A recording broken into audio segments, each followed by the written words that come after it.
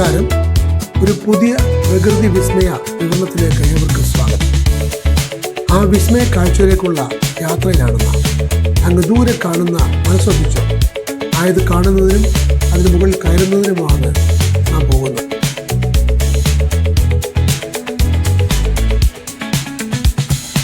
ആ കാണുന്ന മലയാണ് ടേബിൾ മൗണ്ടൻ എന്ന പേരിൽ പ്രശസ്തമായത്.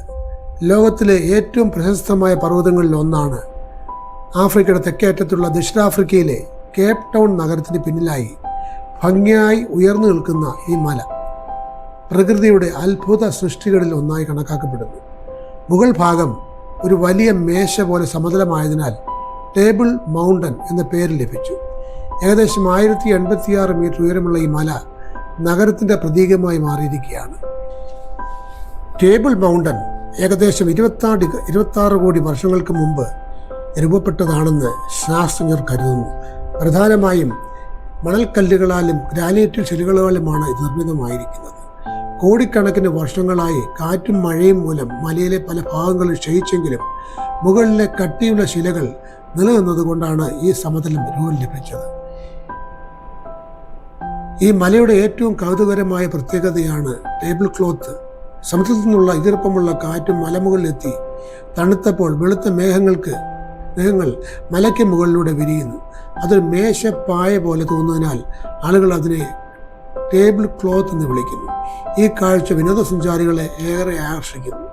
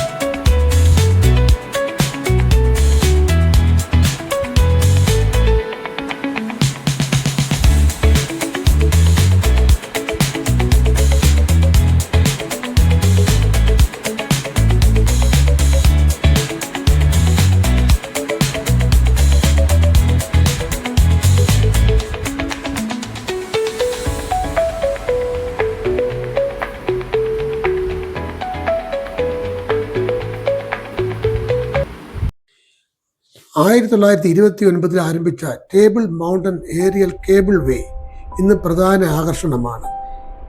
ഈ കേബിൾ കാർ മുകളിലേക്ക് പോകുമ്പോൾ 360 ഡിഗ്രി ചുറ്റിക്കറങ്ങുന്നതിനാൽ യാത്രക്കാർക്ക് എല്ലാ ദിശകളിലെയും കാഴ്ചകൾ കാണാം. ഏതാനും മിനിറ്റുകൾക്കുള്ളിൽ മലയുടെ മുകളിൽ എത്തിച്ചേരും. മുകളിൽ നിന്ന് കേപ്പ് ടൗൺ നഗരം, അറ്റ്ലാന്റിക് സമുദ്രം, റോബൻ ദ്വീപ് എന്നിവ കാണാൻ കഴിയും. റോബൻ ഐലൻഡ് ദക്ഷിണാഫ്രിക്കയുടെ ചരിത്രത്തിൽ അതീവ പ്രാധാന്യമുള്ള ഒരു ദ്വീപാണ്. കേപ്പ് ടൗൺ നഗരത്തിൽ നിന്ന് ഏകദേശം 7 കിലോമീറ്റർ അകലെയുള്ള അറ്റ്ലാന്റിക് സമുദ്രത്തിലാണ് ഇത് സ്ഥിതി ചെയ്യുന്നത്. റോബൻ എന്ന ഡച്ച് വാക്കിന് സീൽ എന്ന അർത്ഥമാണ്. പഴയ കാലത്ത് ഈ ദ്വീപിൻ്റെ ചുറ്റുപാടുകളിൽ ധാരാളം സീലുകൾ കണ്ടതിനാലാണ് ഈ പേര് ലഭിച്ചത്. റോബൻ ദ്വീപ് നൂറ്റാണ്ടുകളോളം തടവറയായി ഉപയോഗിക്കപ്പെട്ടു. സൗത്ത് ആഫ്രിക്കയിലെ വർണ്ണ വിവേചന നയമായ അപ്പാർത്തൈഡ് കാലത്ത് ഇത് ഏറ്റവും കർശനമായ രാഷ്ട്രീയ ജയിലായി മാറി. ദക്ഷിണാഫ്രിക്കയുടെ മുൻ പ്രസിഡന്റ്, ലോകപ്രശസ്ത സമാധാന ജേതാവുമായ നെൽസൺ മണ്ടേല ഇവിടെ 18 വർഷത്തിലേറെ തടവിൽ കഴിഞ്ഞിരുന്നു. ആകെ 27 വർഷത്തെ തടവ് ജീവിതത്തിൽ ഏറ്റവും കൂടുതൽ കാലം ചെലവഴിക്കേണ്ടി വന്നത് റോബൻ ദ്വീപിലെ ജയിലിലായിരുന്നു. അദ്ദേഹത്തിന്റെ ചെറിയ സെൽ ഇന്നും സന്ദർശകർക്കായി സംരക്ഷിച്ചിരിക്കുന്നു. മണ്ടേലയും തടവുകാരും കഠിനമായ സാഹചര്യങ്ങളിൽ ജീവിച്ചു. ചുണ്ണാമ്പുകല്ല് ഖനിയിൽ കഠിനാധ്വാനം ചെയ്യേണ്ടി വന്നിരുന്നു. ഈ കഷ്ടപ്പാടുകൾക്കിടയിലും അവർ സ്വാതന്ത്ര്യത്തിനും മനുഷ്യാവകാശങ്ങൾക്കായി പോരാട്ടം തുടർന്നു. സാഹസിക യാത്രകൾ ഇഷ്ടപ്പെടുന്നവർക്ക് ടേബിൾ ടൗൺ ഒരു സ്വർഗമാണ്. പ്ലേറ്റ് ക്ലിപ്പ് ഗോർഗ്, സ്കെലറ്റൻ ഗോർഗ് തുടങ്ങിയ നിരവധി ഹൈക്കിംഗ് പാതകൾ ഇവിടെയുണ്ട്. ചില പാതകൾ എളുപ്പമുള്ളതും ചിലത് ഏറെ വെല്ലുവിളിയുള്ളതുമാണ്. മലകയറ്റത്തിനിടെ അപൂർവ സസ്യങ്ങളും പക്ഷികളും കാണാം. ടേബിൾ മൗണ്ട് സ്ഥിതി ചെയ്യുന്ന പ്രദേശം കേപ്പ് ഫ്ലോറിസ്റ്റിക് റീജിയൻ എന്ന ജൈവ വൈവിധ്യ മേഖലയിലെ ഭാഗമാണ്. ഇവിടെ ഫിൻബോർഡ് എന്നറിയപ്പെടുന്ന പ്രത്യേക സസ്യലോകം കാണപ്പെടുന്നു. ലോകത്തിൽ മറ്റെവിടെയും കാണാനാകാത്ത ആയിരക്കണക്കിന് സസ്യവർഗ്ഗങ്ങൾ ഇവിടെയുണ്ട്. ചെറിയ മൃഗങ്ങൾ, പല്ലികൾ, അപൂർവ പക്ഷികൾ തുടങ്ങിയവ ഇവിടെ കാണാം.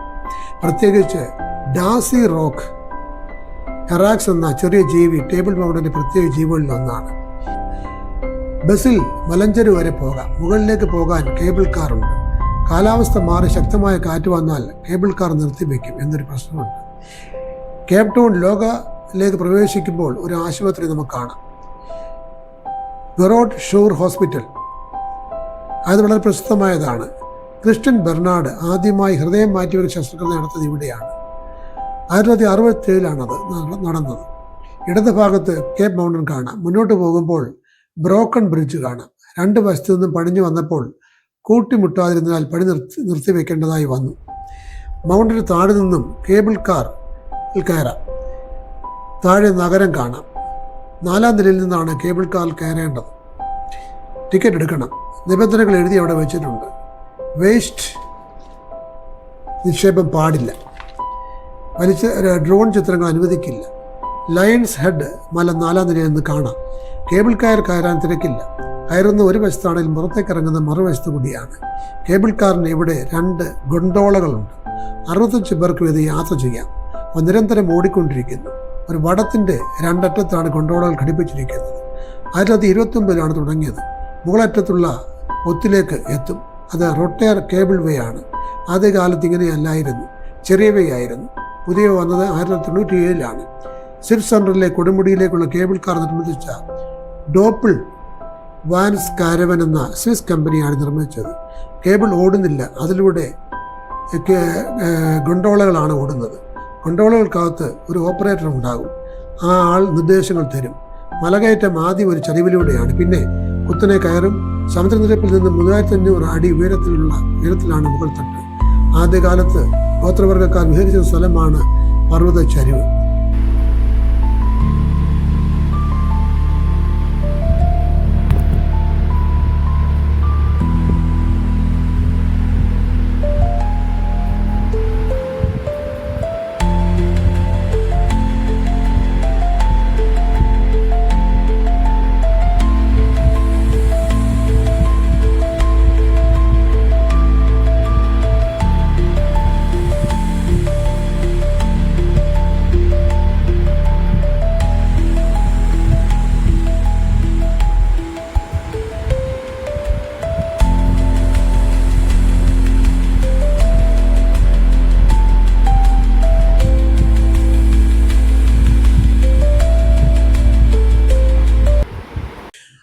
അന്റോണിയോ സുൽദാന എന്ന പോർച്ചുഗീസുകാരനാണ് ആദ്യം 1503 ഇതിന് മുകളിൽ കയറിയത്.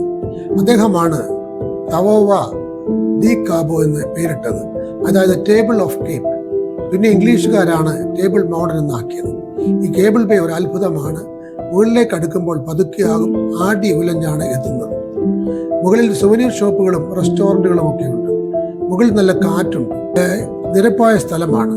താഴെ അറ്റ്ലാന്റിക് സമുദ്രം കാണാം. സംരക്ഷിത മേഖലയാണ്. വലിയ നിർമ്മാണങ്ങളൊന്നുമില്ല. പ്രകൃതിയോട് ഇണങ്ങുന്നവ മാത്രം. ഇവിടെ നിൽക്കുമ്പോഴാണ് ഉയരം അനുഭവിച്ചറിയുന്നത്. ബോട്ട്ലേഴ്സ് എന്നറിയപ്പെടുന്ന കൂറ്റൻ പാറകളുടെ മാലയാണിത്. എല്ലാ ഭാഗവും ഒരേപോലെ നിരപ്പല്ല. ഈ പ്രദേശം ഒരു കാലത്ത് കടലിനടിയിലായിരുന്നു എന്ന് പറയപ്പെടുന്നു. ഈ പാറകളിലൊക്കെ ദീർഘകാല കടൽത്തിര അടിച്ചതിന്റെ പാടുകളും കുഴികളും രൂപം കൊണ്ടിരിക്കുന്നത് കാണാം. തിരകളുടെ തലയോടലേറ്റതിന്റെ തെളിവുകൾ പാറകളിൽ കാണാം. പ്രകൃതിക്ക് കോട്ടം വരാതെയും സഞ്ചാരികൾക്ക് സൗകര്യപ്രദമായും പാതകൾ ഒരുക്കിയിട്ടുണ്ട്, മതിലുകളും ഒരുക്കിയിട്ടുണ്ട്. വേൾഡ് കപ്പ് 2010 നടത്തിയ സ്റ്റേഡിയം താഴെ നമുക്ക് കാണാം. റോബൽ ഐലൻഡും കാണാം. ഇപ്പോൾ മ്യൂസിയം അവിടെയുണ്ട്. ഡൗൺ ടൗൺ ഏരിയ കാണാം. സമ്പന്നരുടെ വീടുകളും കാണാം. സമ്പന്നരിൽ ഭൂരിഭാഗവും ഇംഗ്ലീഷുകാരാണ്. മലയിൽ പല ലെവലിലേക്ക് നടന്നു കയറാം. പാറക്കൂട്ടത്തിൽ നടക്കുന്നത് പോലെ തോന്നും. വമ്പൻ പാറകൾ, സ്റ്റെപ്പുകൾ ഇടയ്ക്കിടെയുണ്ട്. 450 മുതൽ 500 മില്യൺ വരെ വർഷങ്ങൾ പഴക്കമുള്ള ഇതാണ് ടേബിൾ മൗണ്ടിന് ഗവേഷകർ കണക്കാക്കുന്നത്. കടലിനടിയിലെ ഭൂവൽക്ക പാളികളുടെ കൂട്ടിയിടി മൂലം ഉയർന്നു വരുന്നതാണ് ഈ പർവ്വതം. ഇതിന് മുകൾ വശം പരന്നിരിക്കാൻ കാരണം സിൻക്ലൈൻ എന്ന സ്വഭാവമാണ്. ഉയർന്നു വരുന്നതിന് മുമ്പ് ഈ ഭാഗം വിസ്തൃതവും പരന്നതുമായ ഒരു താഴ്വരയുടെ അടിത്തട്ടായിരുന്നു. കട്ടി കുറഞ്ഞ ഭാഗങ്ങൾ ദശലക്ഷക്കണക്കിന് വർഷങ്ങൾ കൊണ്ട് താഴേക്ക് ഒഴുകിയപ്പോൾ മുകൾ തട്ട് ഒരു മേശ പോലെ പരന്നതായി തീർന്നു. 19ാം നൂറ്റാണ്ടിലാണ് ഇത് ടൂറിസ്റ്റ് സ്പോട്ടായി മാറിയത്. പലയിടത്തും ലുക്കൌട്ട് പോയിന്റുകളുണ്ട്. 1796 British major general sir James Craig table മൗണ്ടനിൽ ബ്ലോക്ക് ഹൗസുകൾ എന്നറിയപ്പെടുന്ന നിരീക്ഷണ നിലയങ്ങൾ സ്ഥാപിച്ചു. തടുകണ്ടുള്ള ചെറു കെട്ടിടങ്ങൾ ആയിരുന്നു അവ. 20ാം നൂറ്റാണ്ടിൽ കേപ്പ് ടൗണിലുണ്ടായ ശുദ്ധജലക്ഷാമം പരിഹരിക്കുന്നതിനായി ഇവിടെ ചെറിയ ഡാമുകൾ സ്ഥാപിച്ച് പട്ടണത്തിലേക്ക് വെള്ളം കൊണ്ടുപോയി.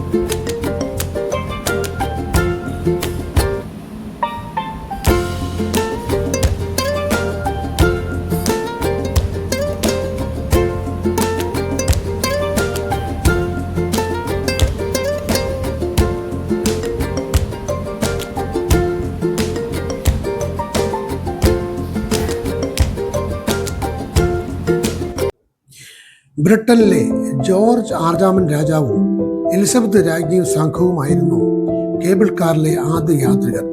ഇവിടെ പല ടൂറിസം ആക്ടിവിറ്റീസും ഉണ്ട്.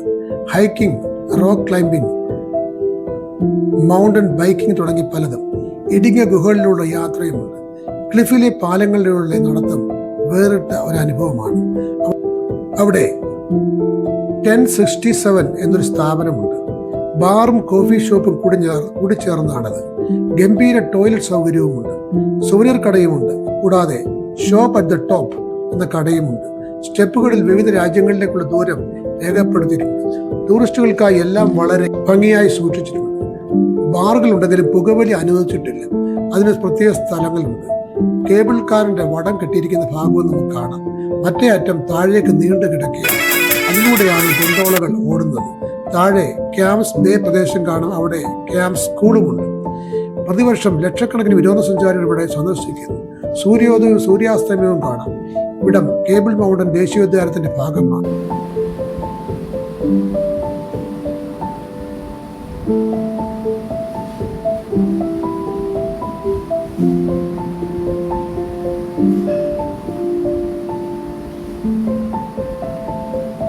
പ്രതിവർഷം ലക്ഷക്കണക്കിന് വിനോദസഞ്ചാരികൾ ഇവിടം സന്ദർശിക്കുന്നു. സൂര്യോദയവും സൂര്യാസ്തമയവും നമുക്കിവിടെ നിന്ന് കാണാം. ഇവിടെ ടേബിൾ മൗണ്ടൻ ദേശീയോദ്യാനത്തിന്റെ ഭാഗമാണ്. പ്രകൃതി സംരക്ഷണത്തിന്റെ പ്രാധാന്യം കൊണ്ടും അപൂർവ ജൈവ വൈവിധ്യം കൊണ്ടും ഈ പ്രദേശം ലോകമെമ്പാടും ശ്രദ്ധേയമാണ്. പ്രകൃതി ഭംഗിയും ശാസ്ത്രീയ കൗതുകവും സാഹസിക അനുഭവങ്ങളും ഒരുമിച്ച് നിൽക്കുന്ന ലോകത്തിലെ അപൂർവ പർവ്വതങ്ങളിൽ ഒന്നാണ് ടേബിൾ മൗണ്ടൻ. അടുത്ത അത്ഭുത വിഷയവുമായി എത്തുന്നവരെ നന്ദി, നമസ്കാരം.